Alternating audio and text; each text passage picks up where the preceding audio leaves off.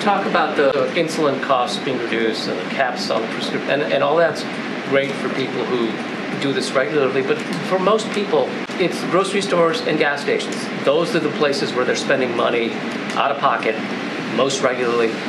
What do you say to them? I mean, other than just hang tight, it's getting better, because there doesn't seem to be anything in the bill, in the legislation that addresses that specifically. Is that right?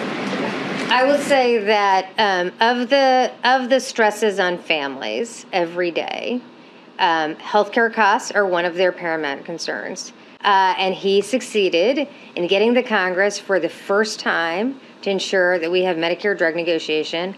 These prices are a big component of what people are experiencing every day in terms of high costs.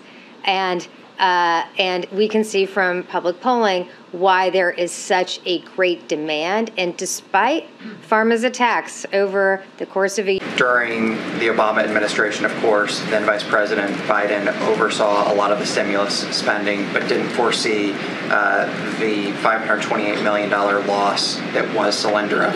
As president more recently, he heralded the electric bus manufacturer, Proterra, but it went out of business last week. So I'm wondering if you can speak to some of the safeguards and steps that you've taken to steward this public taxpayer money and ensure that there won't be another Solyndra. Yeah, I'll just be very, very quick. From day one, I asked that the inspectors general convene, and they're independent but have the highest level of input from the inspector generals to avoid chasing the horse when it's out of the barn, try to make sure that the program design kept the horses inside the barn.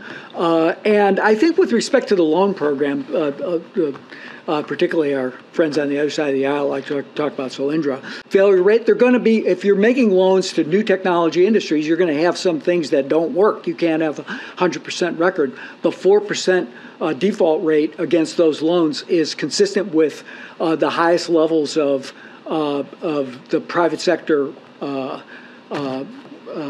lending standards. So I think it's operating very well, and it's producing a lot of work for the American. In fact, there were almost immediately both legal challenges, legislative challenges to this law. We know that a new administration, whether 2 years, 6 years, 10 years, can come along and undermine significant components of this. Can you talk about, as you're implementing this law, how you're trying to guard against future efforts to undo some of the achievements the president feels he's been able to set into motion?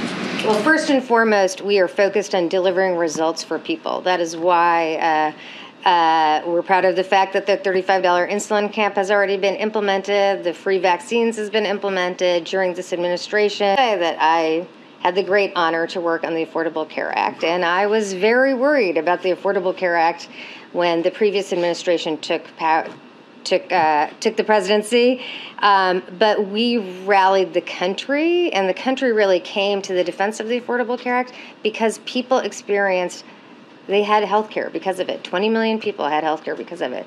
So our goal is to ensure that legislation is delivering for people, and that is the best way to ensure that legislation stands the test of time.